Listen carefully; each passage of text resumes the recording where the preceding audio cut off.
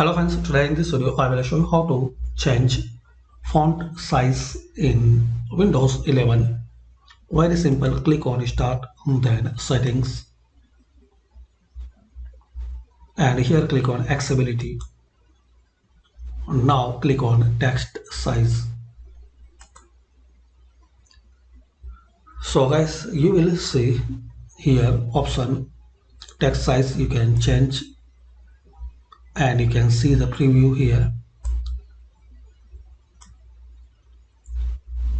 from 100% to 225. So any size which you like, you can increase or decrease. Then click on Apply. Now close it and restart your PC.